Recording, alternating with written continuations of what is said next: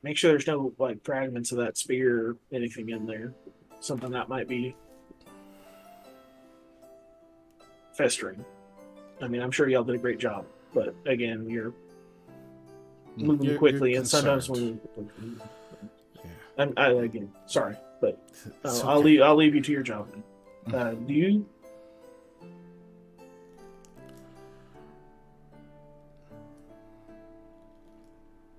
Would I know that there's a spell that can recover ability damage? It would be way higher level for you. It's probably something that's not on my radar at all. I don't It might not As have a been on your spellcaster? list. That's true. I don't Yeah. know if it's on. Reason being, it's like thinking Are you that trained in spellcraft? Do you have any ranks in spellcraft at all? yes, actually. Oh, Okay. okay. Why? I don't remember. Probably because Probably it's because you a. have spells, so you're like, Yeah, yeah, I should probably I- get this. yeah. Want me to roll spellcraft? Yes, in fact, I do. No, that's not bad. Oh, nice. I think it's a wisdom symbol. No, it's intelligence. Oh, You rolled a 14, and you have a decent amount of oh, ranks. yeah. I know, I was just curious. Actually, you have so- maxed out ranks. So, No, I don't. I imagine this is maybe like a very quiet contemplation and a prayer, maybe even like a reflection on different wisdom you've been granted from Mr. Gaia, as like whenever you've been preparing your spells over many different days. You know that there's spells like restoration, or even like lesser restoration can help. That would do that. It's not things that you've been granted, or even that you think you could be granted, not that same exact way. You do know of a spell that is...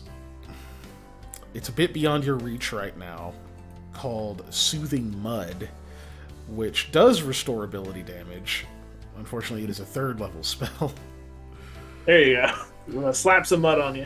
Dirt in the wound, it'll be better. No, But you know, like a cleric or someone like that, like that has like a different approach to that divine power, could cast something like lesser restoration or restoration if you know they've got the scratch for that, to help recover, especially while the poison is suppressed. from the thing and looking at restoration to see. Yeah. In this case, lesser Lesser? restoration will do. Yeah. Because that's the one that doesn't cost fucking a fortune. Okay, that's what I was curious about. Is Yeah, let's see, diamond. What is lesser restoration? Nothing. No, it doesn't cost anything. It just takes 3 rounds to cast. Okay. It just doesn't. It doesn't heal ability drain. And of course, it takes a spell slot.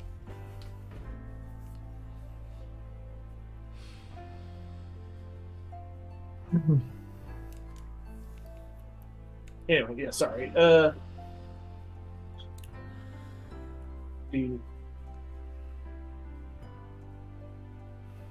Would y'all need some funds to get a?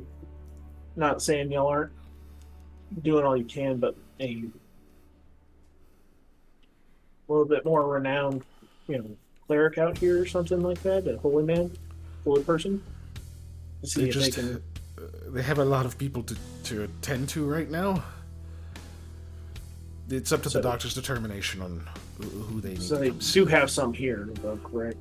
Okay. Yeah. And granted, you know that these are probably pretty low-level clerics that they've got.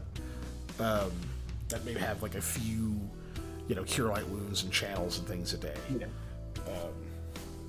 And this person's probably not going to know about like what you mean by, what's their renown, how powerful are they? They don't necessarily know how to gauge that unless you're talking like someone famous or something like that. I guess that's true, yeah. But you do know that especially every major city is going to have a one like dedicated shaman that is kind of the spiritual leader of that. I hit my mic. The spiritual leader of that society, who's generally going to be at least a much more powerful caster than like your regular folks. But there's just like one of them. So I know. Have they sent out word for assistance yet? We've seen that, right? yeah, you know, soldiers came and they probably had healers with them, but they were also probably leaving with them. So they've probably come through, helped a bunch, and then are headed back to Saigon. Okay. If I were y'all, I would put out word that y'all need. I'm trying to think of how to word this where it's in character and not meta sounding. You need somebody who can heal somebody's ability scores, you know, like,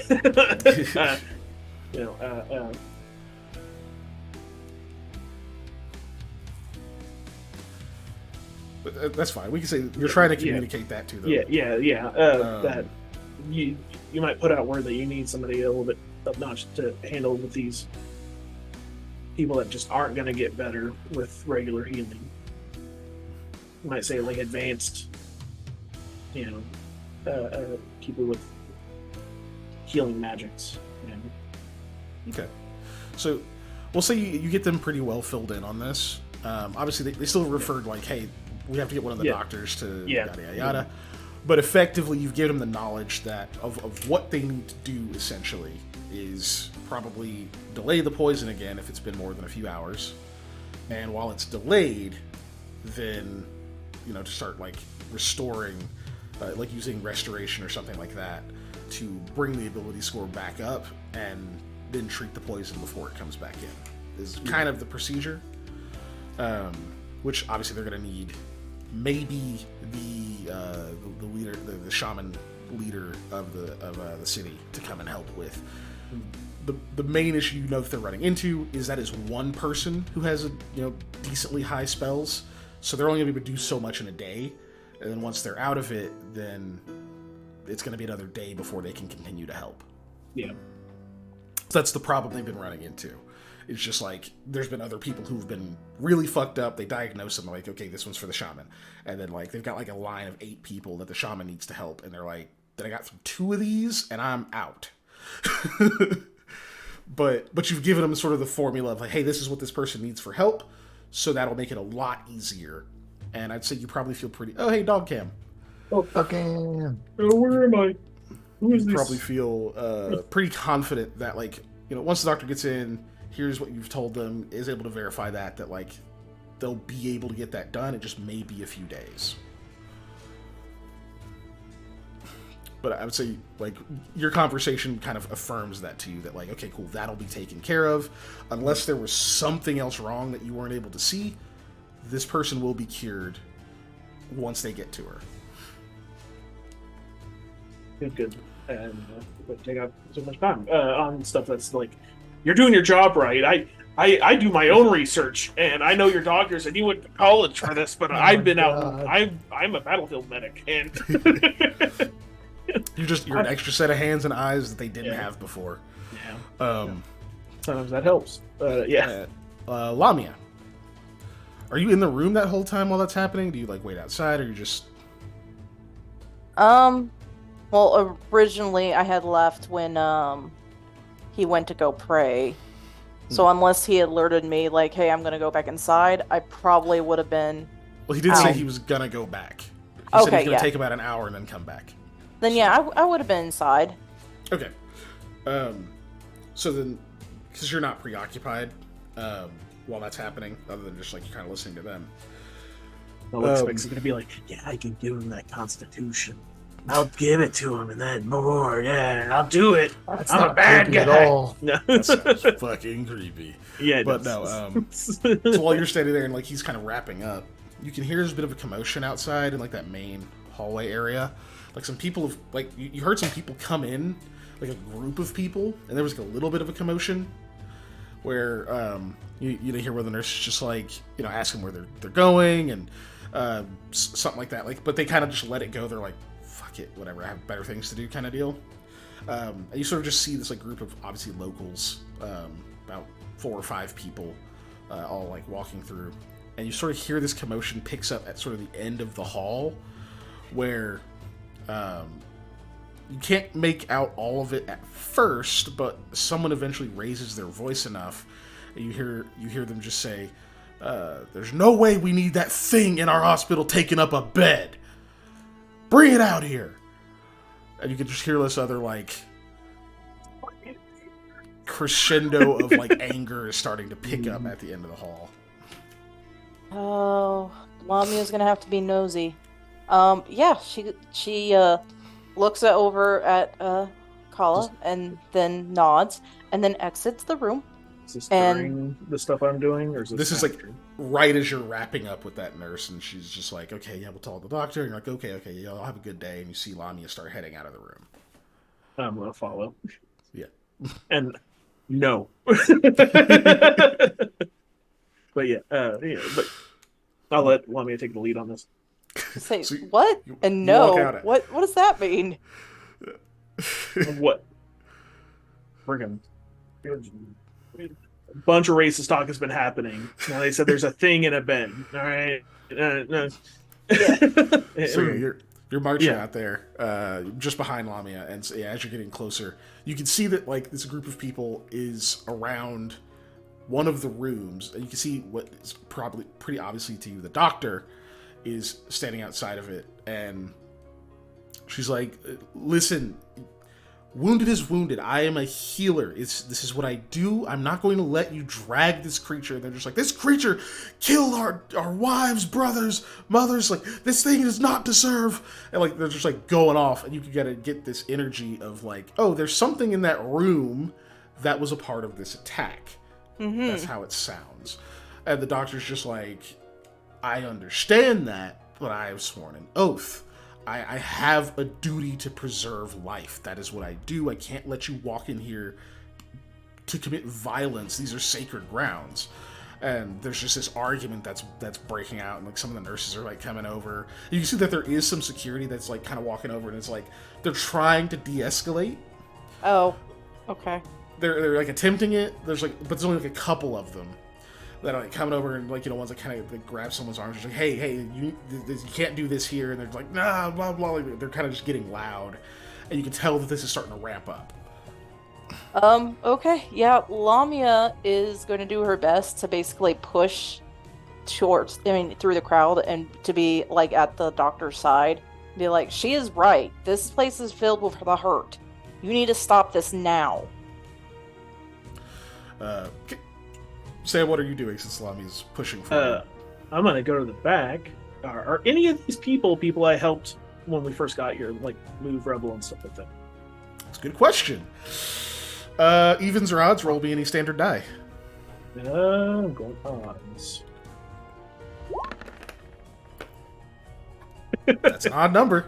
Yeah. So yeah, out of we'll say there's 5 of them. 2 of them are the people that you were helping. None of them are armed, but they are clearly aggressive. Guys, what are y'all?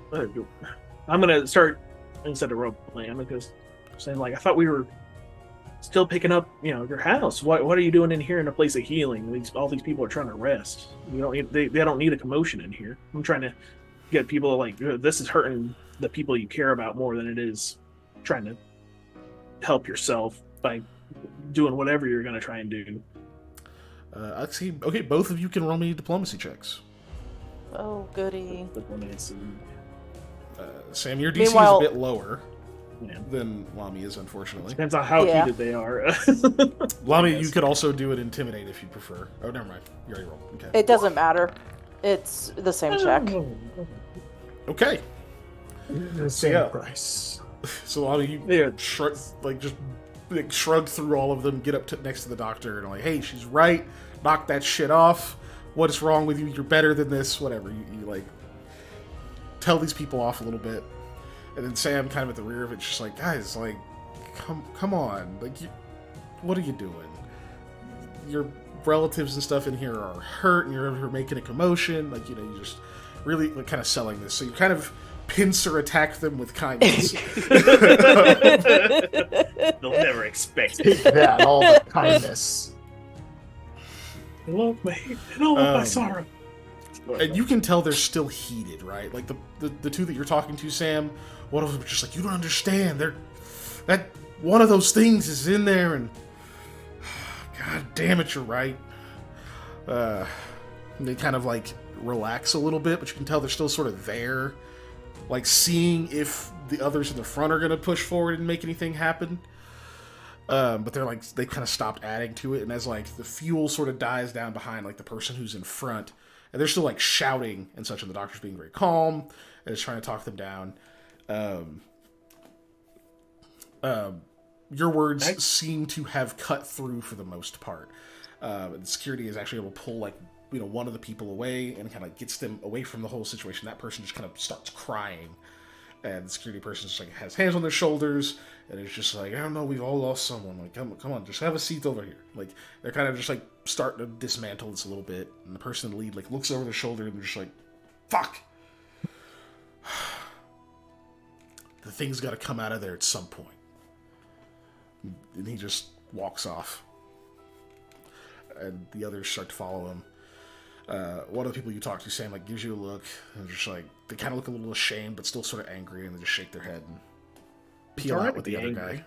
It's just we're not animals. You gotta control. You can't just act recklessly. But yeah, you as you're saying, they keep walking, and they just kind of just keep going.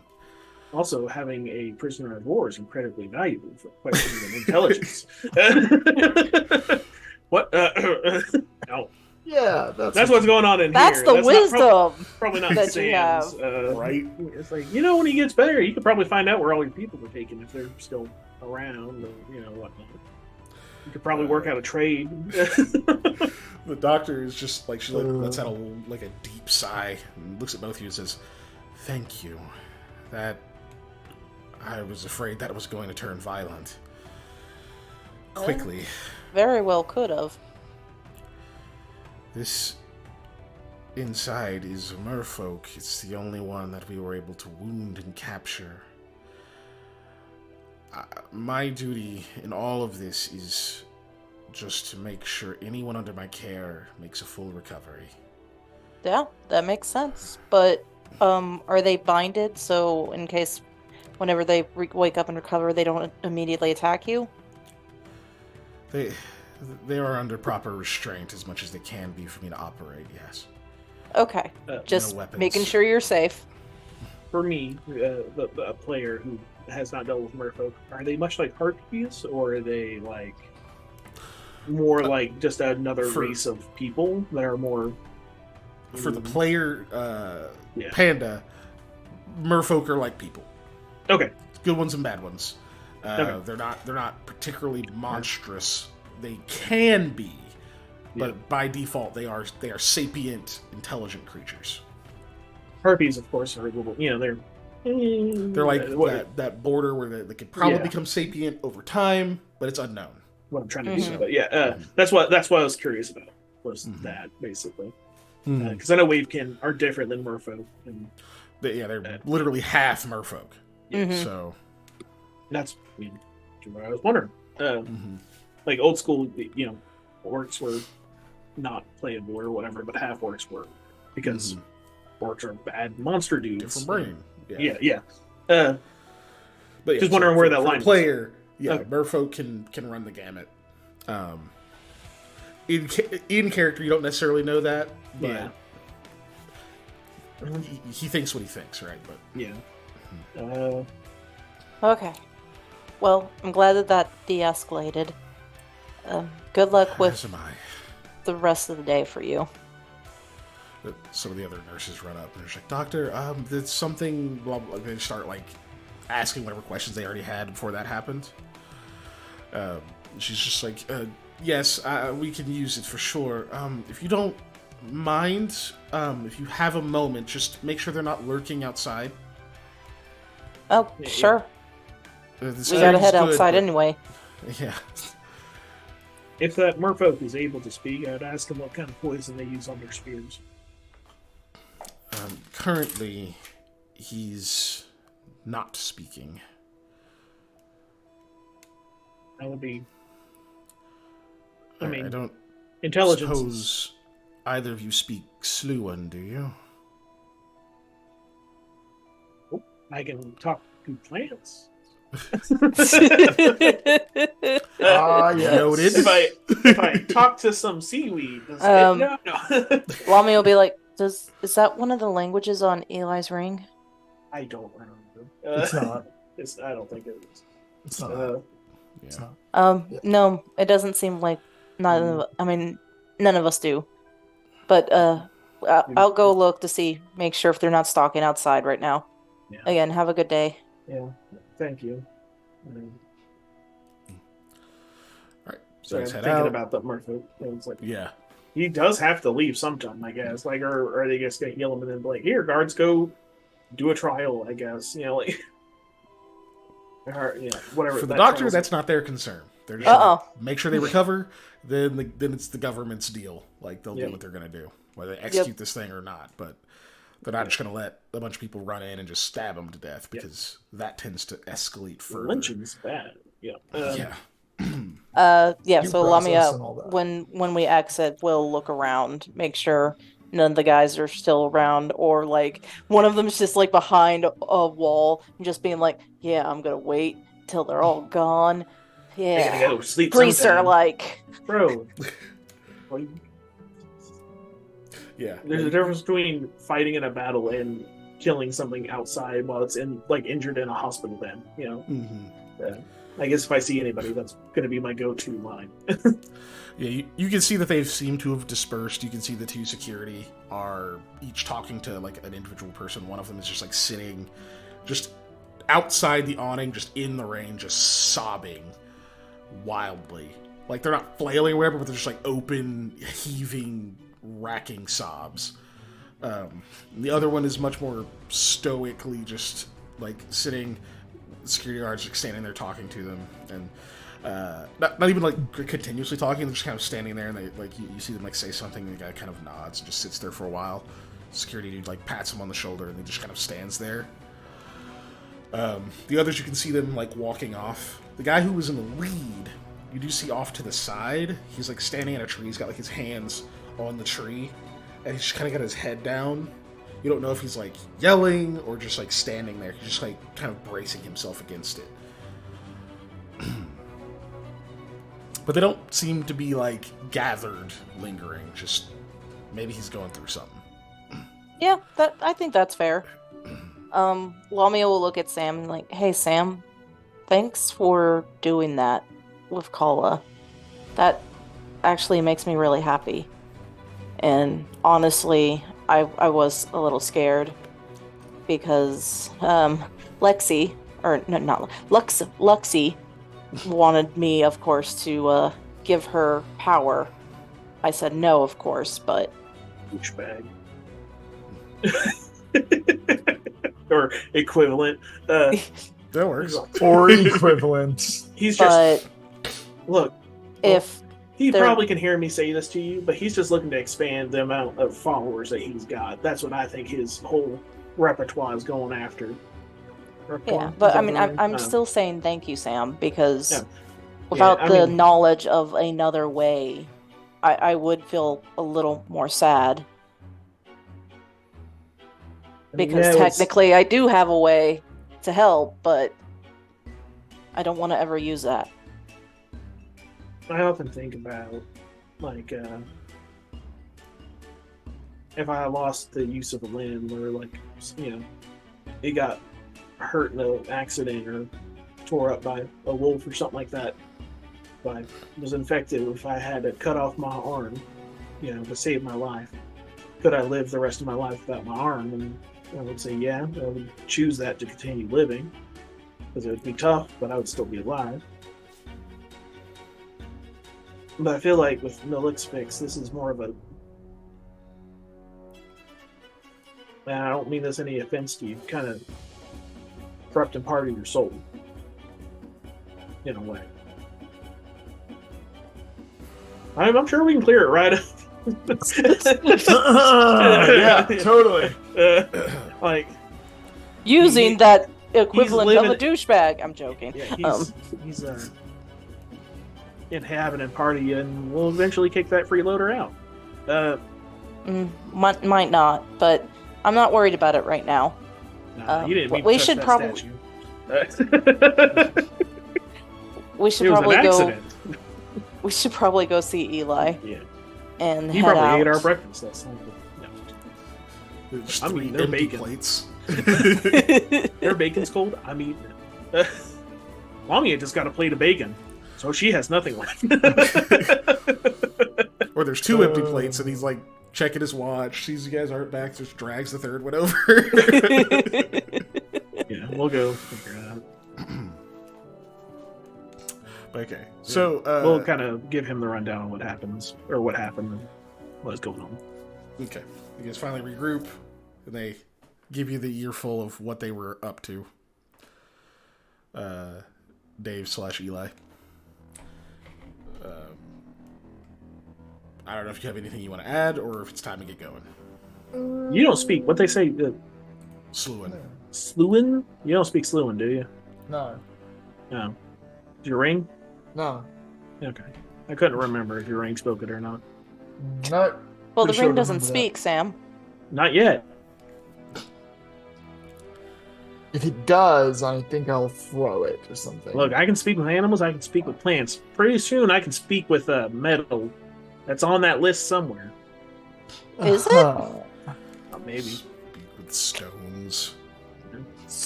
Ask a rock a question. No.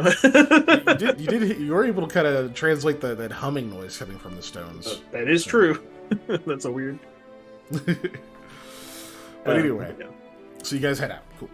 Yeah. Time to deliver the package. We got So- 6 days. So what's the route you're planning to take? How are you gonna do this? Because this is where you need to go. I forgot where we're going. Oh. That'd help. Yeah, that looks about right now.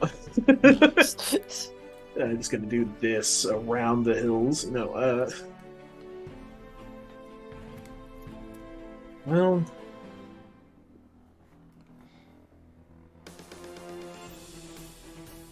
six days. Yeah. What is it? It's about 30 per day. It's 40.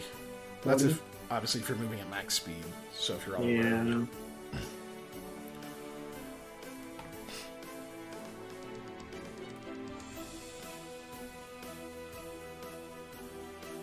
There we had we traveled max speed for 6 days. That'd be 240 miles. So we could probably do that with some interruptions. If I'm doing that math right.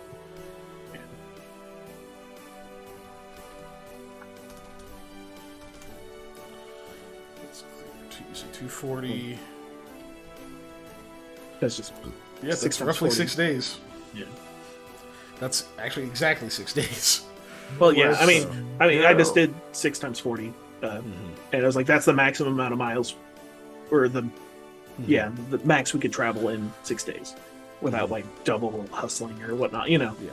You get like one hustle a day helps, but And if we go along as I guess the smaller orange dotted is also a road, just not like a big road. yeah, it's not I'm the assuming. main road, but it's still a road. Yeah. Okay.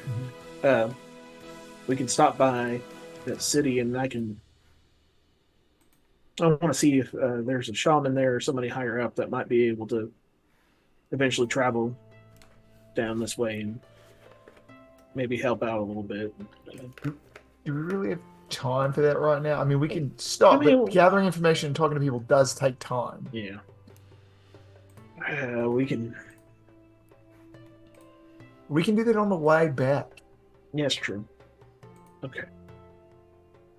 And we can take them with us in theory. I mean, Uh, sure, we're not coming back here, but Oh, well, you We said on can the way s- back. yeah, on the way back home. Now. All right. We'll figure something out. Okay, so what's your Yeah, route? but we're gonna take the road. Just take the road all the way? Okay. Yeah. I think that's safer in the long run, and we don't have to do as many sketchy survival checks. That's what you think, Panda. We don't do as many sketchy is survival Setsavia. checks that aren't done by me, or nature checks that aren't done by me. Right. Okay. That's the sleeping poison Ellen.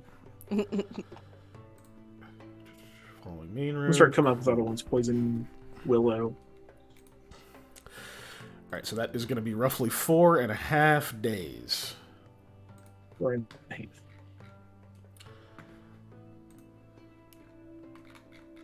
So what I'm going to do, I'm going to just for the sake of brevity, I'm going to do one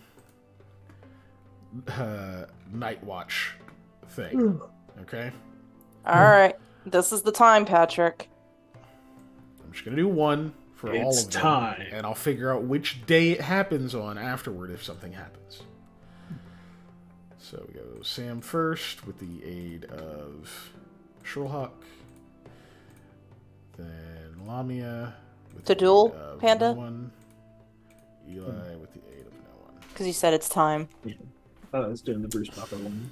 But, Oh, it's okay. legally not Bruce Buffer one. Legally distinct from Bruce Buffer's. Yeah, It's right. time. He was Bruce So- Druffer. Yeah. On the road, I usually give it a 20%. Since we're lumping in like 4.5 days, I'm gonna up it by 5% for each Oh, extra days. snap. So it's 20, 25, 30, 35. So we're gonna be a 40% chance of an event. All right. Let's see if it freaking matters. Probably Let's not. go. Back on him. So I've chosen the standard. Oh my Oh, god! I didn't even did need it to matter. go up. Yeah. I did. No, I did. I rolled a 7.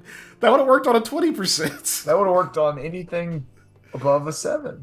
Yeah. Okay. Well.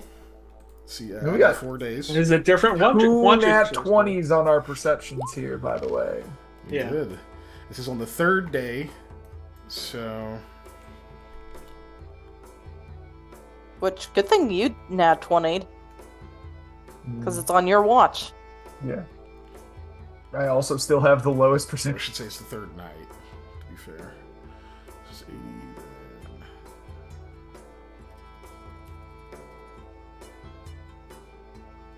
Then. There. All right. Jesus. Watch of interest is 3, so it's on Eli's watch. Event roll is 43.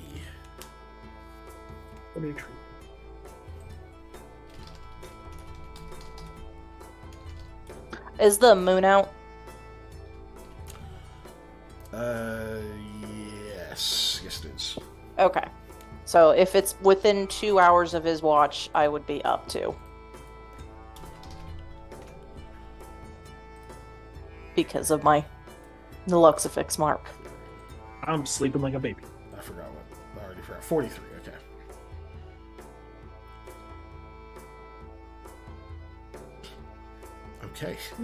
Okay. That's fun. Alright, so Eli. Mhm. It is the wee hours of the morning. It's before the sun has even come up. Normally, you have an odd amount of comfort in this darkness. There's still some light from the stars and such that are still out, of course. But visibility, still pretty terrible. But you do notice, off in the distance, just at the edge of your vision, in the rain and the dark, outside of your dark vision, in fact, you notice a light. And at first, you're not sure if it's like reflecting off of something, because like behind this curtain of rain and everything, but eventually it becomes very clear that you are seeing a procession of lights, maybe lanterns, all held or buckled at roughly the same level, seems to be moving just outside of your view. And as it gets a bit closer, they don't seem to be heading directly towards you. They seem to be cutting from west to east, crossing the road from the direction of the water toward the direction of the woods. It's a procession of about 16, 17 lanterns going across. Pretty big group. And as they get close enough for you to be able to make out shapes, you see that each of these figures is a hooded humanoid crossing the road. At the moment, your fire is still going. And you know there's a good... Like, if they look over or pay any real attention in your direction, they're definitely going to see that your campfire is there. You don't recognize anything on them other than it's a bunch of hooded people with holding lanterns moving across the road towards the east. I feel like we've had this before. It does seem similar. So let's see.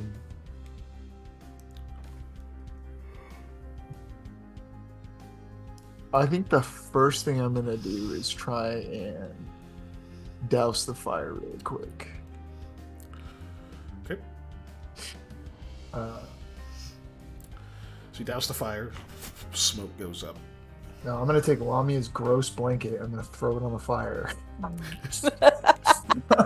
So it That'll just make the fire starves it of kaboom! oxygen. Will definitely be noticed. So it starves it of oxygen. You have to get it out of her tent, so... No, Yeah. I'm not gonna do that. I'll just douse the fire. Okay. Regular. So there's a big plume of smoke that goes up. I imagine you're watching them after you do this to see if they notice you. Yo.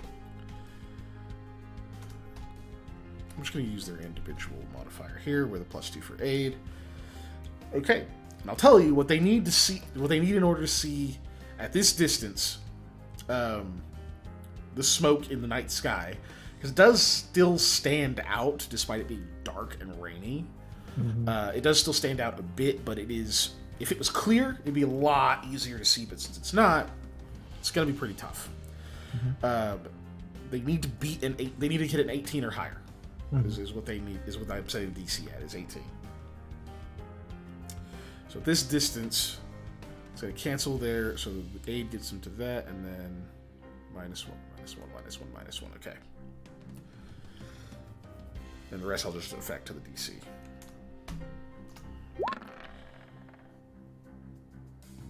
If they had their full bonus, they would have made that, but they don't. So yeah, you can see some of the hooded, like some of the hoods and things that kind of turn briefly, and like you see like the different sides of them as if they are looking around and like kind of examining their surroundings. You don't see really, you can't make out any faces or anything like that at that distance through the rain, but they do continue to walk. They don't seem to stop or pause or make any particular note of you. Just eventually, you do start to notice as they actually begin to cross the road that you guys are like next to. You see, right as they seem to step over, the lantern's cut out. Okay.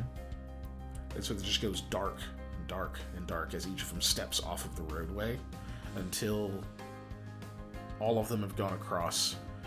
You don't see anything else.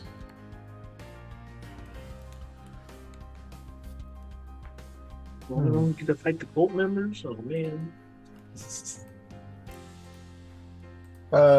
In that case, all I'm gonna do is sit there, I think, and just watch. I'm gonna crawl a little bit away from the camp, probably, actually, and just kind of watch a little closer and just make sure they don't come back our way during the rest of my watch. Okay. So you sit there and watch for a while. Eventually, Lami is up pretty soon after that. Morning rolling around, Sam gets up and stuff, and they haven't come back. You start to see daylight. Pretty sure they're not coming back. Okay. Once it's daylight out, I will walk over and kind of give everybody the rundown on what I saw real quick and just be like, so we should just go fast. I don't want to deal with this. We got to go drop this package off. This is more than we need at the moment. That sounds weird, but yeah, I guess. we're just here to drop off a package anyway. Yep. Right now, whatever it is, not our concern.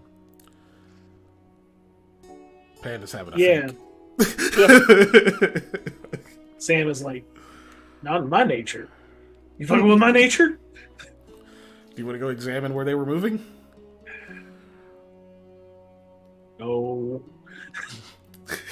Listen, I want to know what they were doing and what they were up to, but I also want to make sure this package gets delivered so that we have a You have building like a to go spare back to. day. No, I we don't mean don't. go where they were going. I mean, like, do you want to go like see if there's tracks or anything like that? I'll get their shoe sizes just to be safe. It's a lot of varied shoe sizes, bud. Oh, well, like, no, they're all exactly 9.5. That's really weird. Maybe That that's would be weird. what they need as a prerequisite. All right, give me a Let's have- survival check. See if you find the tracks. Oh, let's see if I kill this. Oh, that's. Oh.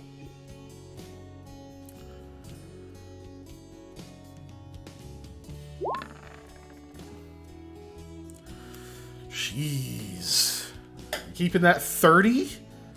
It looks I awfully don't low. know. 3 plus 0 is only 3. Like, that isn't that much. It's not that Yeah. impressive. Too bad I don't have the fortunate fate. I can just re-roll it. No. No. Oh my gosh. Yeah. So a 30, yeah, you definitely find... Well, I say definitely. You do find tracks. When Eli was saying there was like fucking like 20 people or something, it doesn't seem like there were. It really only seems like one set of tracks is there. But with a 30, which is wild, and the ground is wet, and this just happened a few hours ago, closer examination shows you that it's more that they were all stepping in the same place, like exactly into the same like footsteps of one another as they were going across. It definitely looks like just feet, like a human foot or a demi foot. No boots, nothing like that on. So they apparently were barefooted. With walking in each other's footprints. You see, and they're also not particularly deep. It doesn't look like the weight of that many people going into the same spot over and over. It seems much more subtle, like you could have missed it. Which is also surprising, given the number. But then you see, after they move across the road and get to the other side, instead of the prints of a person going across, you see large paw prints, which identifies the tracks of a wolf. And similarly, stepping into the same footsteps as one another. Were any of them saying reunion? Sorry.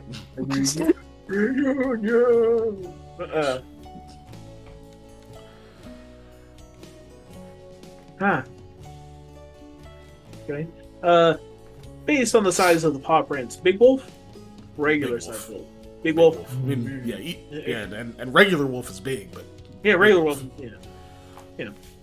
I'm not talking about no corgi not, here. I'm not talking like a large size wolf, not like that, but just like big. not like furry wolf. horse sized, but like Yeah, just like the upper end of wolf size. yeah.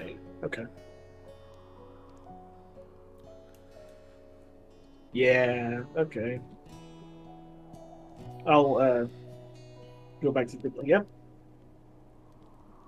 I don't think we should follow them.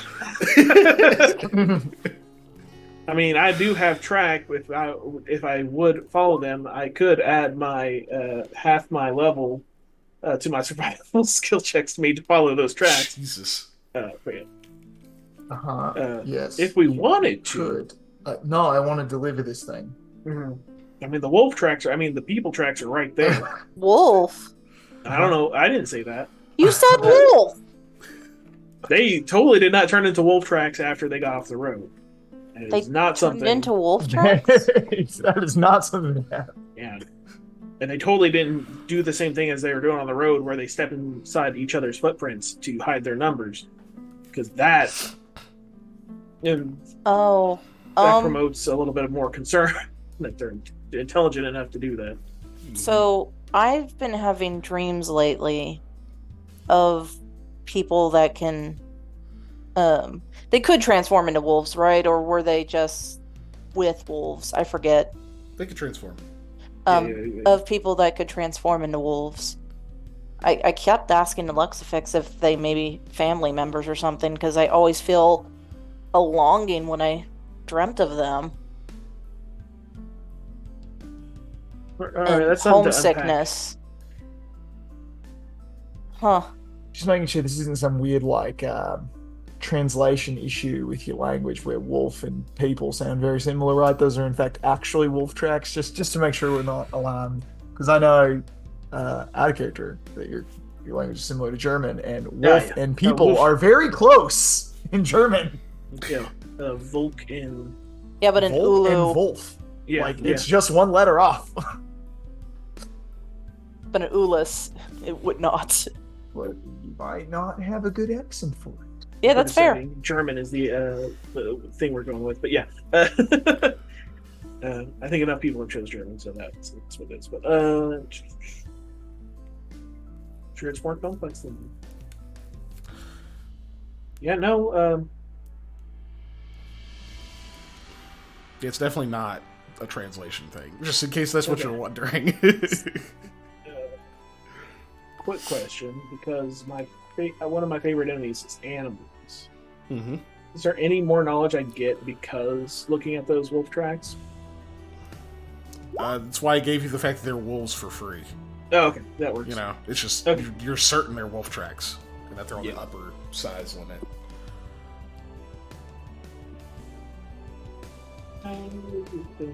So I guess that means they weren't part of a dream. Huh. Weird. I mean, I usually have dreams about stuff that's real too. I mean, except for that giant tiger. I hope he's not real. But yeah. Continue. All right, so you guys move on. Yep. Yeah, let's just go. Yeah. Another day of travel. And we just deal with the fact, there's a group of people that could just transform into wolves. Cool. Yeah. Big wolves. Big wolves. Were they Big wearing wolf. red hoods? Were they little red riding hoods? With the wolf No, they were inside? black robes. That's why I made the reunion joke. Yeah. Yeah. Okay. So another day, another night, but we already rolled the thing. So you guys spend another night, probably a little bit more paranoid. Daytime rolls around. 4 hours later, you make it to Nolan Yarga. Excuse me. Cool. So you make it there with a little bit of time to spare. At any point, does anyone fuck with this package at all? Nope. No. Other than carrying it. I have to make sure. Okay. I'm not asking any questions. It's not Lamia's business. I'm to not mess even with... putting it in the bag of holding because I don't know what it is. Yeah, that's fair. Nobody at the top end. Okay, so yeah, you go where you're supposed to go. You find the contact you're supposed to contact, and hand that over. They're just like, good job. We'll make sure Yanish knows that you did your part, and he'll do his. Great. I almost, because Panda brought it up, I was like, hey, we look at this mirror? No. Oh my God. It's cracked. Anyways, yeah, great. Thank you. Get two of our time-sensitive things done in one day. Awful. Yeah, what's in there? Oh, who is that? She's cute. Oh, shit. I am she. Hear me alone. But cool. So you get that done, and I imagine stay the night there. So pay like. Did you want to get a souvenir for Hattie again, Panda? Or sorry, Sam. Different time, right? We haven't been. No, we've been. No, we haven't been through You here. haven't been here, yeah. Yeah, that's a good idea. What y'all got? Tier. Two silver for the inn and a meal. Nolan Yarga is another hunting city. It's very small. Do they have any taxidermy things? Yes. They have. One taxidermied animal, please. What size of animal are you? Yeah, I was about to ask. for? It needs to be a portable size animal. One that Sam, can be you carried. Can't carry around. I can't carry around like a bear large or something, thing. you know? Yeah. Even though she would be Shame. super hype about a bear Yeah, she taxidermy. would. So yeah, you find some weirdo taxidermist out there. It's a completely legitimate job. No, It is. yeah, but this What one's you weird. find. Yeah, this one's a I weirdo, meant okay. specifically, you find a weirdo taxidermist out Oh, is he making like jackalopes and shit? Yes. Is he- A Yeah. Jabberwocky? The jackalope is one of my favorite like folklore pranks of all time. Yeah. So It's great. you We're talking about a what, prank. what you find that they're selling, because they don't just have like a plethora, like they have like specific one-off deals that they've got, but they also have like tiny little scenes that they've made. So the scene that they try to sell you is what appears to be a chipmunk that is they've titled it the chipmunk versus the serpent, except chipmunk is spelled, instead of M-U-N-K, it's M-O-N-K, because it's a kung fu chipmunk. Oh my god, that's so cute. So he's like in a fighting stance, and he's got like a cape that appears to be made out of like bear skin, which is obviously like some other small creature that they made look like a bear skin, like tied around their neck, like a superhero. And then he's got like a serpent that's like coiled up and like ready to strike at it. All taxidermy, put down onto like a patch of like turf-like ground, like gravel and stuff. Little wooden plank underneath so you can just carry it very easily. Oh yeah, This place doesn't offend you, Sam? a little bit. Now that I can speak with animals, but I'm not thinking about that right. It's like, no, like all ingredients used natural. All corpses found natural. No shenanigan funny business. We like Mr. Gaia here. That's fine. I mean, it's the only other thing it would do is decompose and go back into nature as following the cycle. But Yeah, doing this is also it brings creativity into those that may not have it, and invokes maybe certain feelings that normally wouldn't be invoked. Yes, this showing respect in different way. It's also very well done, which is also key idea in respect. So, I wasn't Absolutely. judging, I was just asking. My grandpa one time he got a very nice looking deer hunted, and he wanted the head mounted, so he got the head mounted, and I guess the taxidermist got his apprentice to do the eyes, and because they're really far out there and look in both directions. Like they're. Have you ever seen a chameleon? Yes, seen many chameleon. They're looking two different directions. We discovered that part of. The knife Ah. patch? You Make it a pirate use like hideout? dye Hideout? and stones and things to make eyes, and use like polish. It gives wet look. See, look at chipmunk's eyes. They're stones. Used polish made them look like moisture, And like the thread, all of the thread is plant fiber. Very dry, very sustainable. Use needles of bone. Say prayer over each taxidermy, and do very short, very okay blood ritual to cleanse. Okay, how much Very do you want legal. for it? Very legal. Yeah, because you have to explain how legal the things you're doing are. Say less, please. We'll part with I- this one for 3 gold pieces. All right. Not haggling up.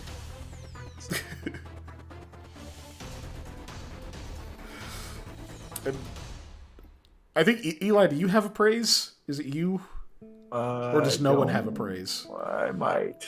I don't know. I do not know. Okay, never I do mind. not. I don't want. Yeah, no one. appraise. Okay. All right, that's fair. What is it? Intelligence? It's intelligence. I just do an intelligence check to see if I think that's. I want it anyway. I just kind of want to do it. You know what? Technically, I don't think that's trained only. It is not. You can roll appraise checks untrained. Otherwise, this might be. That 19. Yeesh. 18 on the dog. Keeping that? Yeah. Okay. So, And, he's selling that for pretty damn cheap, honestly. Like, the amount of work that went into it, yeah. Probably. yeah, like a lot of work goes into that. It's like, you know, it's a lot of work. It's a specialty craft. He's selling that for really cheap. This should probably be like 15 to 20 on the low end. It's for cursed, this quality. No, never buy discount armor, guys. It's cursed. I'm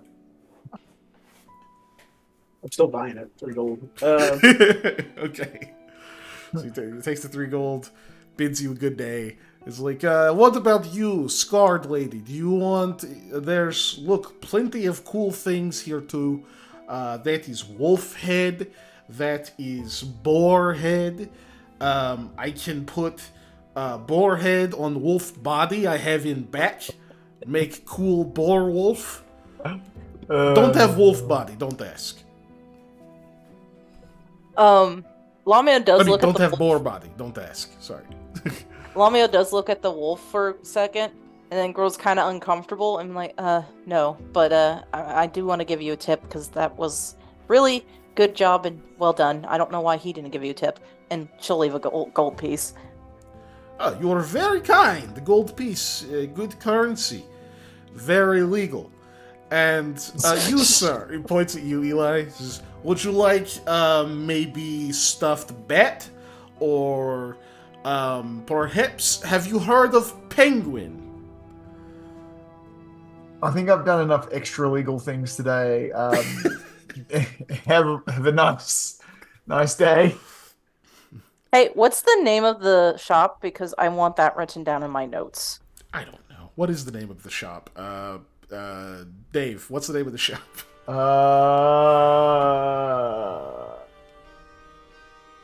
Trying to think of a joke that's like. Yeah, I'm trying to think of a taxidermy pun as well. I was gonna do like opposed thumbs or something like that, or like a talk about like posable. Hide, something with hide. I don't know. Hide in plain sight.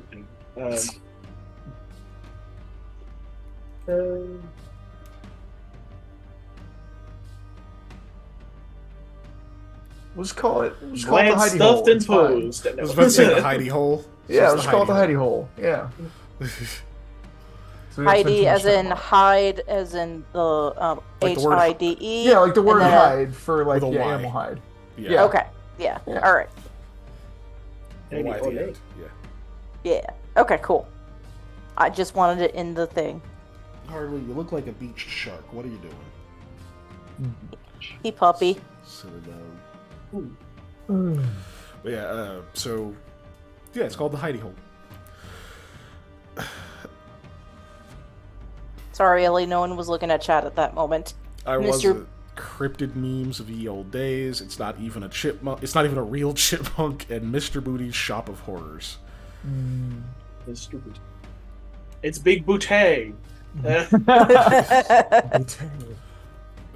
Oh my gosh. I Okay, don't understand that joke. So you guys are haven't leaving. seen- Yes, we got Hattie the souvenir. Buckaroo Banzai and the 8th Yeah. dimension or whatever.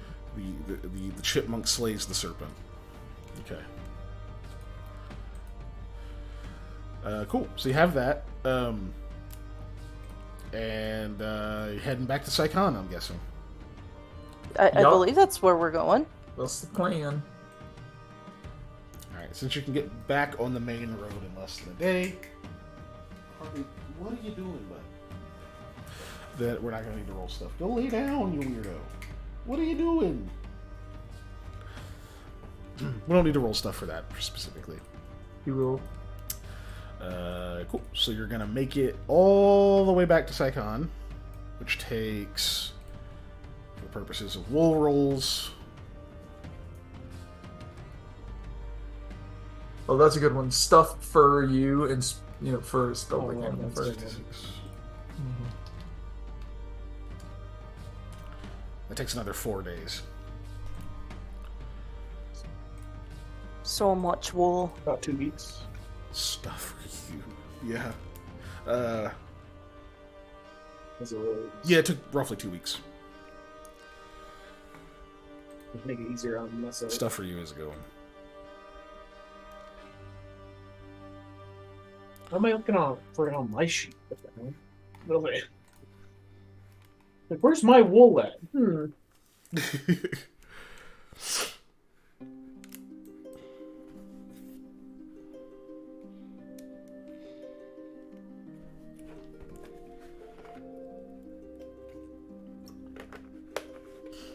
What is that you've been drinking, Patrick? It is pink lemonade and green tea. Oh, Unsweet okay, green tea. okay. From HTO, not a sponsor. Yeah, not a sponsor. But they But also they could be. that was Maybe one day. they actually have a happy hour deal going on right now too, so if you can swing by their area and I think it was between 1 and 3, it's a lot cheaper. Wow, that's dope. Good to know. Not sponsored though. Even though we just gave them a free ad. Right. Yeah. To all one of our viewers. Right. Shush, you're underselling us. Anyways, 31%. Hell yeah, dude. She's getting woolly. By the time you get back to the city, that wool is growing back. She's in that tween coat. You and I share the same brain cell sometimes. A lot of times. tea and lemonade is an Arnold Palmer, generally speaking, is Yeah. the common parlance. But green tea would be, I don't know. Yeah, I don't either. And I know they call theirs Orion Palmer. So Yeah. Oh yes, I love Ch- tea and cherry lemonade. thing. Black tea and pink lemonade. Delicious. It's still just lemonade. That would be a different combination, wouldn't it? Most of the time, pink lemonade's just lemonade, but sometimes Yeah. it's with like strawberry or raspberry in it. But it's Yeah. fucking good. Both of those things go well with tea. Anyway, Yes. Brain. Yes. It So you guys doesn't make go it back to well with tea. Psychon. Yes. woo! And Ginger is much woollier than when you left her. And you guys left them to put out an ad for, hey, we're gonna go north. Who wants to join? It's been 2 weeks. Let's see how effective the ad was. Each of you roll me a d6. Ooh, neat. Why don't you all roll ones? 3 people give a shit. Here we That's go. that I one. rolled a 5. Might be the reverse. Oh boy. 9. So at least 10 people. Hey, Hey, 543. Yep. Alright, so there are 12 people interested in joining. Let me check a thing here. Out of those 12, who are we gonna pick to go with them? The final rose ceremony. Yeah. It's one of those things of like, I need to go visit my grandson. You must carry my bags for him. No. Like, No, these are people who are wanting to go into the uncharted lands, like. So they already know it's dangerous, yada yada yada. But it's a way to be able to like split for supplies and that kind of shit too, and then also just for safety.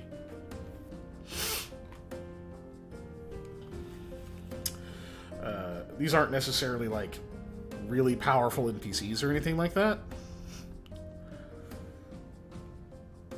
But yeah, 12 folks who want to go that can carry stuff. Let's see, how many of them each? So, would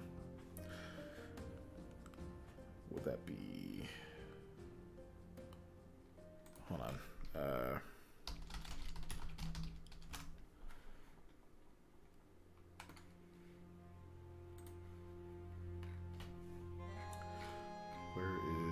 thing I'm looking for here. Oh, they don't have it. Okay, weird. Okay, so you should also roll me a d10. Or sorry, 2d10.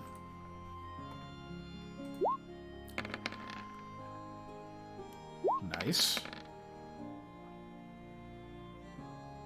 Also pretty nice. Very nice. Panda, every time you've rolled your dice, the result has looked remarkably different on the screen for me than whatever the numbers you came up with. 41, nice. Okay. But everybody else's dice looks the same. That's weird. It's weird. It's minor thing. Okay, so I'm gonna type out a breakdown of kind of who all is coming, right? Mm-hmm.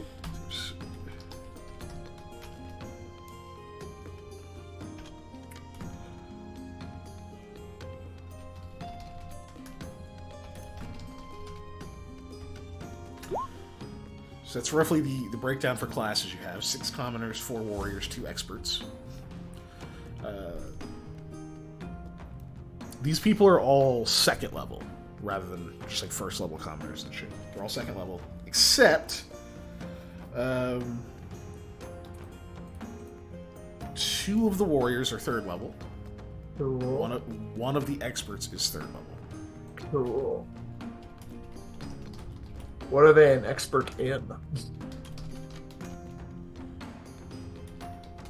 That's what it's called. I know it's.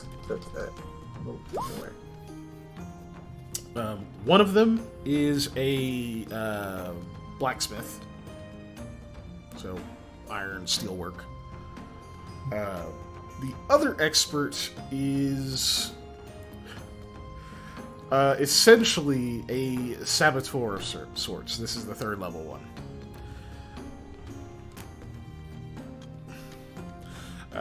They tell you that they have some knowledge of like engineering and machinery and that kind of stuff.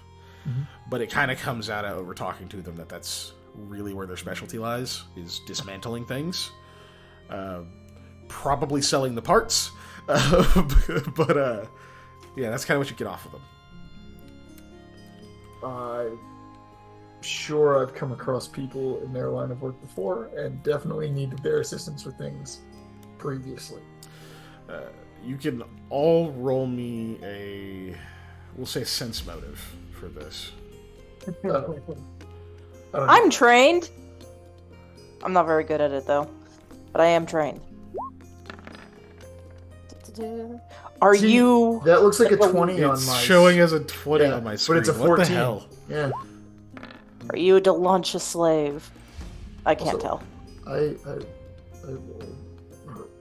Didn't happen. Okay. Why no roll? I clicked on my. I guess I'm gonna have to refresh roll 20. Yeah, maybe. I clicked on it and nothing happened.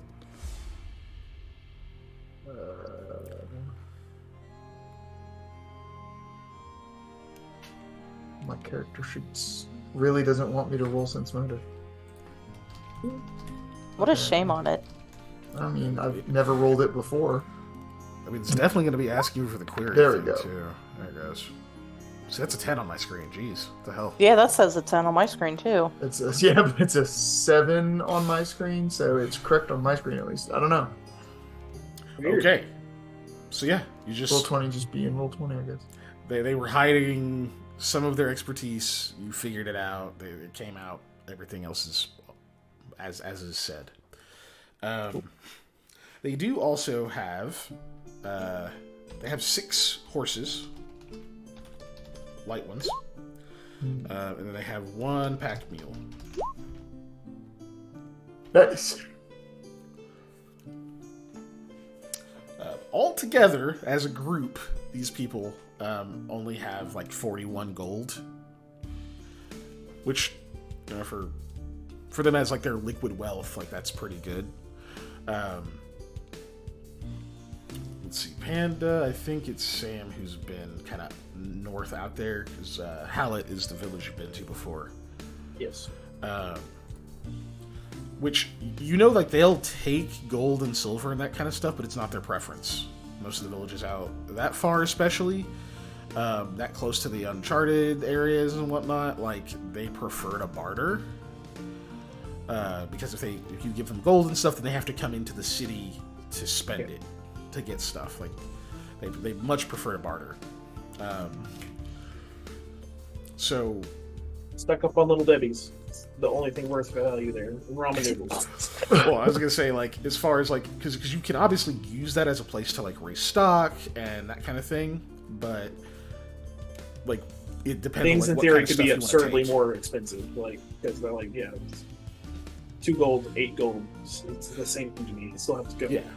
Or somewhere else. even if it's not even that, they may just be that, like, some places may just not take the gold, or even or it's that they'll only take a certain amount of it, and they're not going to. No, it says legal tender right here on the end. No. Right. Here, you'll take like- this gold and you pull up the big one. Technically, it's only 1 gold piece, even though it's very large. They'd probably barter for that. But just because the sheer amount of it. But yeah, is there like any amount of your money that you want to convert into just like trade goods or stuff like that? Lame, Probably poncho mean- stat. Anyways, What'd we're you gonna say? trade ponchos. I said make ponchos so we can trade the ponchos. Yeah. Oh, we I don't mean, I have to can't- get into the specifics of what you switch it for. Just I just want to know how much gold you're going to switch in for goods, right? All I want to know as far as the goods go is it like textiles? Is it things that is like food? Like what type of goods it is? Can I do tools?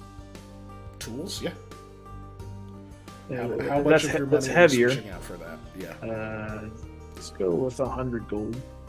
Sounds like a lot, but yeah, it really, if tools are 10 gold each for like a set, it's not really a lot. But Well, yeah, we're not going by like specific mechanics of it. It's really just how much of this is money, how much of this is tools. But that's fine.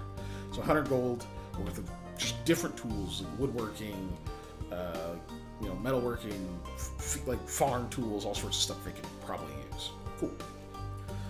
So you're gonna trade that out. I'll do the same. 100. 100 gold, not of tools, but just of general trade goods. Like I'm trying to think of like what would be stuff hard like to get up fabrics, there. stuff like things that they wouldn't necessarily have access to because they hunting town. They trade mostly with furs, things like that. So we want to give them stuff they don't have. So textiles sounds like a easy thing to trade. Yeah, you go to the cities that are industrious to get the things that are need to be well made, like tools, and you take those to the other places to get fur to take back. Right. Yeah. I've What about played you, Civilization a time or two. And I Probably cannot better. donate 100 gold worth. I only have 65.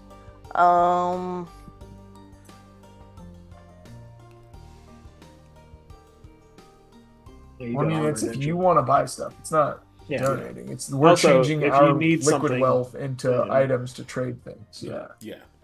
In case you need supplies or anything else Yeah. out there. Yeah, I know. That's why I'm trying to think. I mean, because the money's going to be spent for it, but In theory, we not like.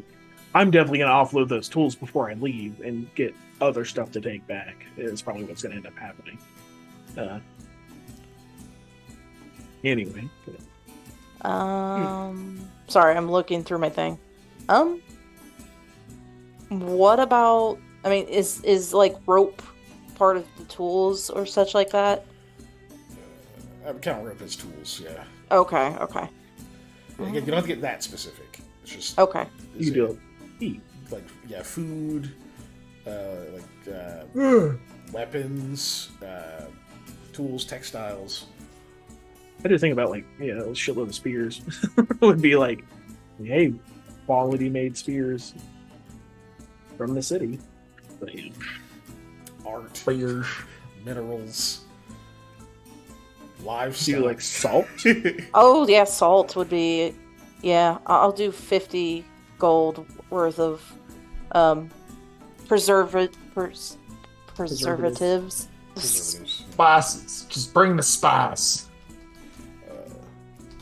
Spice Oh. and sweet. Yeah, spice trade. Excuse me. May Because thy- preservatives is thy- essentially salt, but yeah. Ah, jeez. Shy Halloween.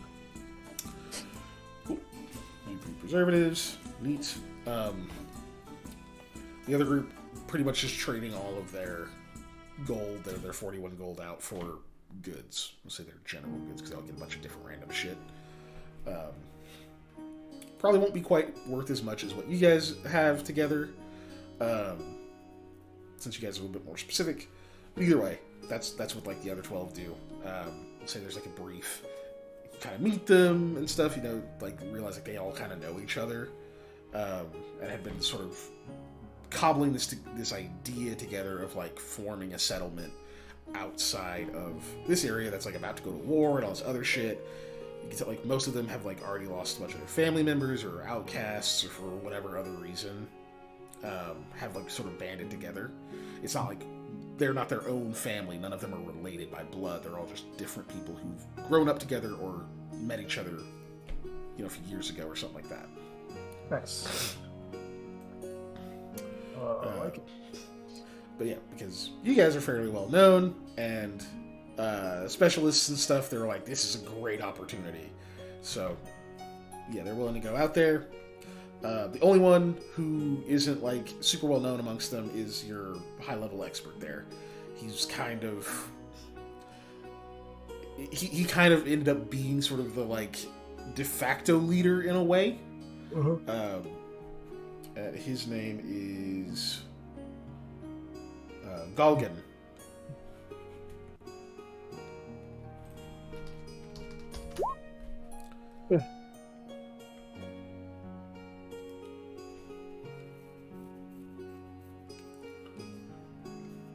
I would have spelt that right.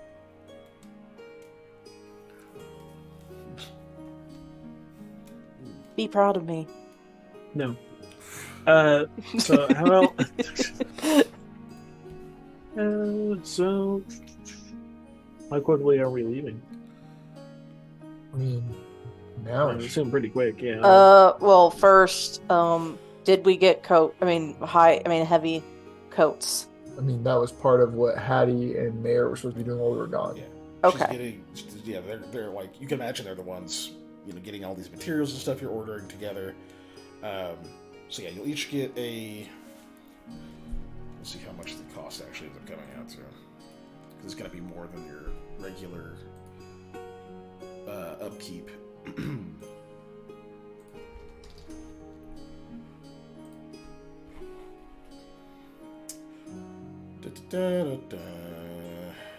Here we go. Where are you? Winter. As So it's winter- season 2, it's when we get updated outfits from that season. Let's see. So it's cold weather clothing is what cold weather gear, cold weather clothing, I think is what it's called. I would say this is our season 3. Yeah. Okay, so Well, we had that cold- beach episode or a hot spring episode. But So each cold weather outfit is 8 gold. Okay. So That all comes out to treasury. Thank you. Yep. Yeah. Yeah, you guys are. Well, I mean, it's business expenses, so of course it's coming 100%. out of treasury. So do you just want one each for each of you? Do you want to have like an extra one? We'll get one for each of us, and then I will buy one extra, just total, just in Yeah. case we need another one. Yes, so 4 total. So 32 gold. Yep. Yeah. All right, and then one of you has an animal companion. So yeah. a companion cold weather outfit is 15 gold. I'll pay for that one.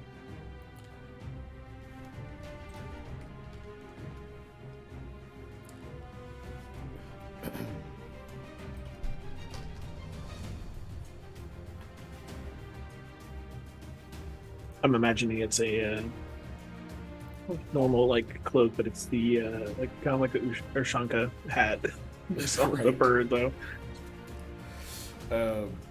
Okay, winter blankets are 5 silver each. Should I assume 4 of those too? Yep. So it's just 2 more gold.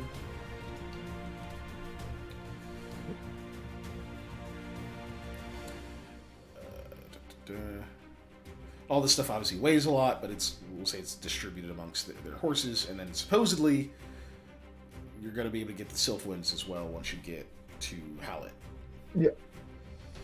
And I do also have that bag of holding just in case for some extra overspill, because I don't have a ton of weight and gear in that bag anyways, so it's pretty light.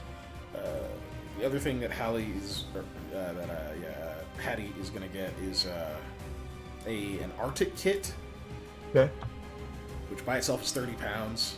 It has 10 candles, a candle lamp, cleats, another extra cold weather outfit that's just a part of this bundle, a hand axe, a shovel, a signal whistle, a small iron pot, snowshoes, 5 tinder twigs, and an extra winter blanket, which I will link in 1 second. Oh, what did I say? Eh. Kit. I have just marked, by the way, I put the clothes and the blanket, I put 2 in my inventory just to keep track of where they are, so I'll have the extra. You guys make sure you put 1 in yours so you know you have your things. And then I put the Arctic kit in my inventory as well, just to keep track of everything since I'm paying for all this and I'm pulling the money out. Mm-hmm. That by itself is 30 pounds. The cost is 27 gold. Cool.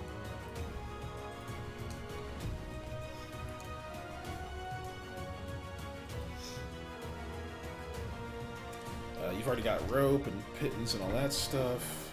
I'm trying to think of what else that she would think to get you. Obviously, if there's stuff that you specifically want her to get, just tell me and we'll just add it up. Did you say it was 27 gold? Yeah, the Arctic kit is.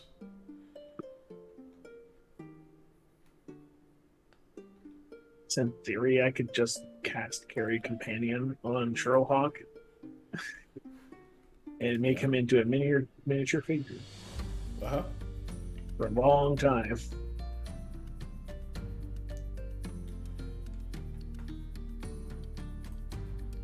Sure could.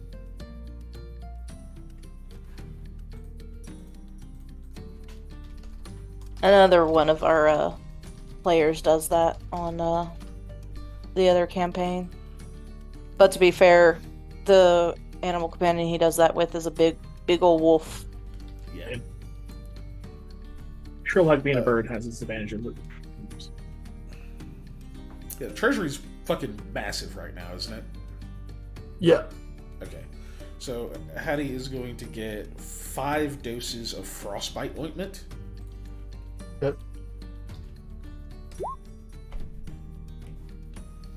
Sounds good. Alchemical thingy that cures frostbite, obviously. Those are 50 gold each, though. Rip. I So mean, 5? it's better to have that than not. Yeah, I like my fingers and toes. Right?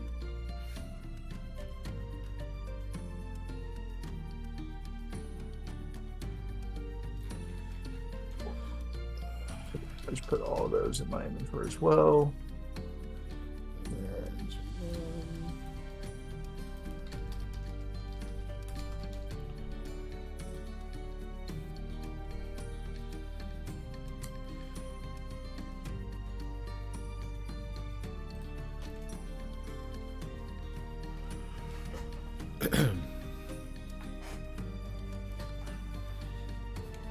Sorry, we're quiet, ladies and gentlemen. There we We're, go. Yeah. going through items. All the upkeep on the monies.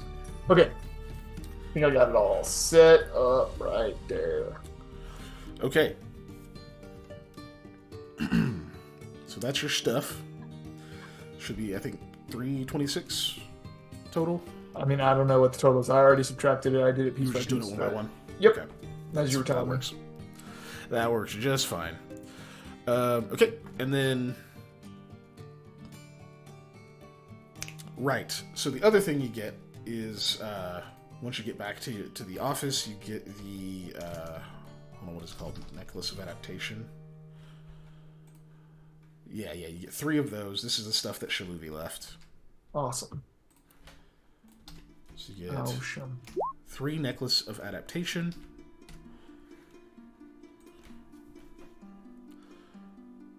Let's see. Who? Darn it. Which, to describe it, this necklace is a heavy chain with a platinum medallion. The magic of the necklace wraps the wearer in a shell of fresh air, making him immune to all harmful vapors and gases, such as cloud kill and stinking cloud effects, as well as inhaled poisons, and allows him to breathe even underwater or in a vacuum. You were told that some of the rooms inside the Cradle of the Moon are basically a vacuum. Nice. So you get 3 of those. And then one, where is it? Get 1 Comfort's Cloak. Yep. And I'll let one of you read that off. The Comfort's Cloak is a favorite cloak of Rangers. Cloak is a patchwork of hides and furs. It grants a constant Endure Elements effect to the wearer, and a +4 confidence bonus on saves against disease, energy drain effects, fatigue, or energy effects that cause fatigue or exhaustion, and poisons. While resting, regain twice your hit dice and hit points for 8 hours rest instead of the typical 1 hit point per hit die. When taking a full 24 hours rest, character regains 5 times their hit dice and hit points. Ah, yes. That sounds like the perfect cloak for Eli. No, that's Sam all the way. No, that was the joke. I'm not taking off my already awesome coat. You have to pry it off me. So this is a shoulder slot item. So if you already have a magic item in the shoulder slot, you cannot wear it. I do. Or you have to switch it out. Yeah, I was gonna say my coat. But anyways, yeah. So there's Seems that. like the same. And then wrapped in the Comfort's Cloak, you have 3 campfire beads. Ooh, nice. Which I'll let somebody else read. Get into it. Campfire bead. This tiny glass bead transforms itself into a small, 2-foot tall pile of burning logs whenever its command word is spoken. The fire burns for 8 hours or until extinguished, not exhausted. Though I guess you could make the argument. Anyway, at which point it turns into a bead. The owner of the item must wait twice as long as the fire burned before he can order the bead to become a campfire again. Oh, that's really neat. Yep. Yeah, there's 3 of those in there. I do like wonder items that don't just immediately die when you use them once.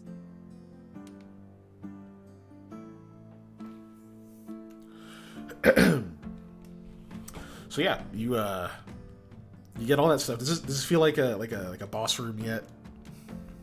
Where all the ammo is? Yeah, Almost. when you just get all this stuff right before you go, yeah. There is one more thing that I need to go grab, and that's my Healing halberd. potions? Oh yeah, your halberd. I don't have enough money for healing potions. Cool. So you go and get your halberd. Let me find that. Where did you go? There you are.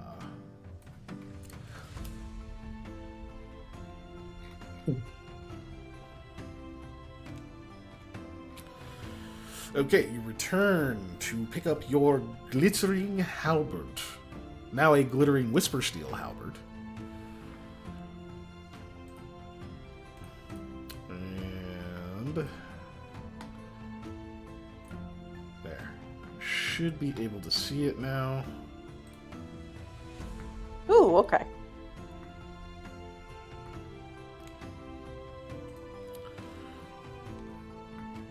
No, don't disappear. And after you read it, tell the people what it does. Okay.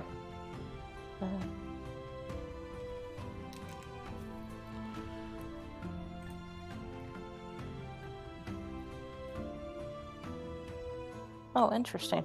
Okay, this glittering whisper steel halberd Is a crystalline head and veins of opaque onyx running down its length, bears a regal air and sleek design. Upon command, when landing a successful hit, the head of the weapon explodes in a compact shattering of its crystal from dealing an additional 4.4 points of damage. 4d4. Oh, 4d4, sorry. The head of the halberd regenerates in display of pooling. I read that completely differently for a second. And condensing light at the end of the wielder's next turn. Oh, damn, that's really quick. While the blade of the halberd is missing, the weapon functions instead as a great club. The damage is multiplied on a critical hit. The Whisper Steel, or White Orichalcum? Yeah. You don't have to read all that. That's a lot of stuff. But effectively what it'll do, the material itself will give you a +1 circumstance bonus to your attack rolls. So right now, despite it being a magic weapon, because the spirit inside it isn't awake, it's dormant, it doesn't have the enhancement bonus to attack and damage like a normal magic weapon does yet. Okay. But it still is masterwork, so you still get the +1 to hit from being masterwork, and then you have, from the material, it adds another +1 circumstance bonus to attack rolls. So this has a +2 to your attack rolls instead of a +1 right now. Okay. Once the spirit wakes up, not only will it also become a +1 weapon, so you'll get to add that enhancement to your damage, but it will also add a weapon special ability equal to +1 to the weapon, as long as you do the correct rituals and stuff to keep it appeased. Mm-hmm. Okay, and that will replace my new one. My old one. Sorry, not my new one.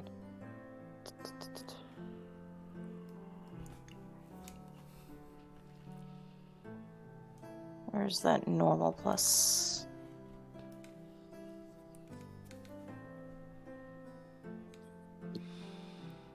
Okay, well, then I guess we're as good as we can get. Or, Sam, did you have anything last minute to emphasize, hey, this was a boss room? No. I'm thinking I don't really have anything. So. All right. Who's taking the Comfort's cloak? I thought it was me. Yeah, it's I you. thought they were throwing it at me. So. Oh yeah, I did throw it right at your face. From its features, you can also tell that it's kind of meant to be an emergency blanket in a way. Like if someone's dying of hypothermia or whatever, or is like really badly hurt, it's a thing you can put on them and wrap them in it, and they'll recover a lot faster. Yeah. But yeah, cool. So that's all the shit you get. You got 12 other people who are like... It's weird being on this end of it, but they're very green. They seem very excited about what you guys are about to go do.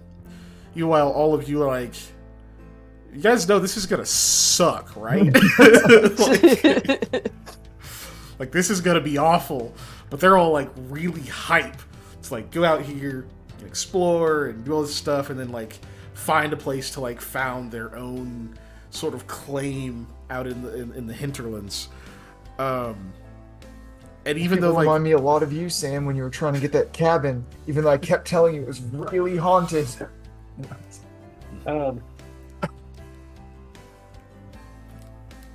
I was gonna say the weather won't kill me there, but we're here, so the weather will just kill you wherever you are. So.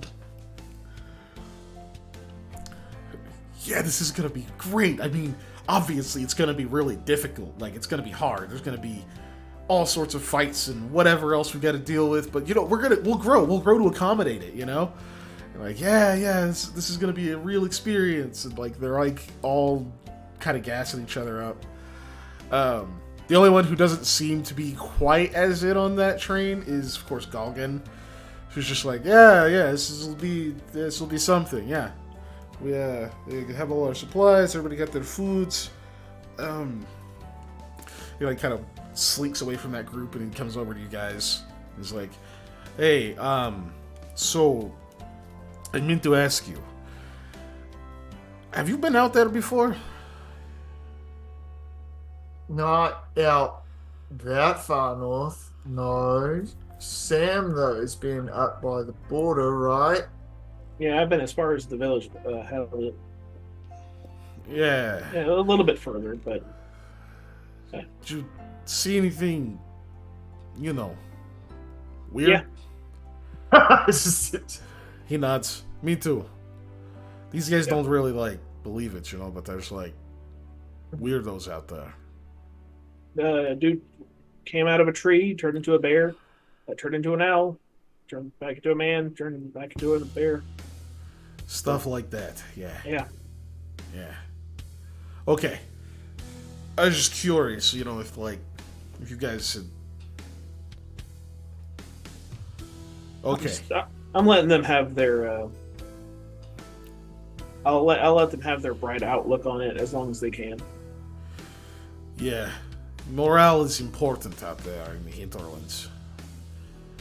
The people I went with a long time ago, I was much shorter. You know what I mean? I was a kid. Oh. They were strong, but we got lost, you know, and I kind of wonder if they're still out there. Hmm. And Fairly if they possible. are, that's a bad thing. So, just good to meet you all. It's good to have you and know that there are some people with some experience on these. Yeah, luckily Sam is an expert trekker / guide / not getting us lost person. As long as I'm not on a hill, I'm good. I'm just staring at you as I say that, yeah. Good. So there was one other thing I wanted to bug you about. And poison ivy doesn't grow as much up there either. Hey, it's too cold. But the other thing is like, I'm not really trying to like be mayor of some village. They were paying me to come along, yeah? So, if there's anything you need done, like I'm still available for hire. And if once you're finished with whatever you're doing, especially if you don't mind swinging back through the settlement, I'd be more than happy to accompany you all back to civilization. Alright, great, sounds good. I mean, I'm sure there's something we could use your services for back, when we come back to the... Civilization. yeah, I Also- was trying to find a better way to say it, but yeah. Well, yeah, no, not but wild like, parts you of the guys are world. going like far out, yeah? Is it for the temples or something? Or something. Wearing a wire. No, I'm just saying, if it is something with like a lock or like pressure plates or stuff meant to keep people out, I just may know a guy who could help out with that sort of thing. That's all I'm saying. I'm picking up what you're putting down. So yeah, just let me know if that comes up, and then maybe I go on a field trip, see if my relatives are out there. For sure. We'll let you know if we need you. Yeah, good. Are we leaving today, or we have time to like have last drink for the road, that kind of thing? What time is it? It would be about midday. So let's go ahead and let people get a full meal and get a good night's rest and then head out. Sure, we can stop in Curran as well. Right, that's like a day away, isn't it? Oh, to leave from Burn. Yeah, that makes sense. That is. Yeah, you can get mostly into Curran proper, if you before like dead of night, especially on the road. Okay. So yeah, we'll just we'll head out bright and early in the morning. We can have our stops, say our goodbyes, do all that good stuff. Now that we're all packed and ready, hit Curran, and then we'll have one last good, solid meal, hopefully in Curran, and then we'll probably go through whatever that town's called. I already forgot. Hayethe. Yeah. Stop there. Make sure we get our last provisions before we kind of hit the wilds. All right, sounds good. I'll let everyone know, and we'll do our thing tonight and make sure we're back front of the office, maybe bright and early, Bright and early. near the stables. Okay. Yep. All right, you lot. And walks off, starts talking to them. And unless anyone has anything else, I think that's the end of the session. Yeah, just probably gonna go to the coin collar for our, last good solid meal because they have really good food there and stuff. So, his mom's a mean cook. Yeah. Yeah. Get to go there. Have Hattie be very upset that she's not going with you. Yeah. Cold. She's so Oh, upset. but here, Hattie, But- Sam got you another Oh, yeah. souvenir. Oh, yeah. And I'm the one who reminded him to do it this time, so I'm counting Wow. that as my souvenir too. Wow. Your souvenir Wow. is that Sam got a souvenir. I didn't get you anything at all, but I will tell you that you should go to that place next time we're running through that area. We'll stop there. You'd be very entertained. She is very excited by the gift. She likes this one. Like, she's just going on about the little details and the little bear cape, and then she also asks you, "Wait, is this sacrilegious?" And when you're like, "Nah, it's fine," then she's like extra excited because now it's okay to enjoy it. So Apparently, all very above board, very legal. I was assured multiple times by the gentleman who runs it that everything is perfectly fine and legal. yeah, it's extra legal. Actually, it's so legal. I just couldn't even handle it. But all right, cool. So yeah, next session, you guys with the coin collar. We'll probably be pretty quick about that, and you'll hit the road. All right. Thanks for joining us, Sick. everybody. Yeah. Yeah. Thank you for joining us for today's session, our very, very legal session. Very legal. Very legal. So legal. You don't even know. Plugs time. I'll say my thingy first just to get it out of Yeah, the way. go for it. As far as I know, we're playing tomorrow. On Lost Initiative. Panda Eli- 1. Panda Ellie. 1. As far as I know, we are indeed Woohoo. doing Lost Initiative tomorrow. I assume that will be the last session that Vakis is in the Wednesday games, and then the Assault on Omega will start, I think, next week. So, yeah. Tune in to Lost Initiative for more information on that. And then otherwise, let Hyperphase take it away with the regular plugs. Take it away. So there's a link to our Discord, whether you are on the Twitch or on the YouTubes. There should be a link to that. Come give us your stars and wishes, which are things you loved about this session and things you want to see more of in the future and are excited about. We have a special place in the Discord just for that. Also, just drop memes. Why not? We have a Patreon. You should check that out. It's patreon.com/unnatural_1s. It has lots of goodies and stuff, and a thing we have to re-record because audio is dumb. But there's plenty of cool things. Our Making a TTRPG got moved to that. We have several different kinds of podcast style things and some awesome written stuff about Shard, which is the world that the TTRPG is set in, that Patrick's doing, and some cool audio recordings for that, in case you're one of those people like me who has no time to sit down and read something, but plenty of time to listen to something while you're driving a car. It's pretty great. We've also, of course, got the social medias. You can come say hi to us on those, Facebook, Twitter, or whatever it's called, and Instagram. Those things. Say hi. Give us a wave. YouTube. I already said that. But every Monday, the replay drops. So next Monday, this session will be up right in time to get you caught up on next week. Yeah. Yeah. All right. Cool. Good night. We're all who we you guys are rating? all plugged, consensually. 21 plus only. I say we are rate gonna Perception Studios. I don't Yeah, know. it's It's the been- top of my list. That's why I said it. It's also it's been a minute for sure. Also because I just watched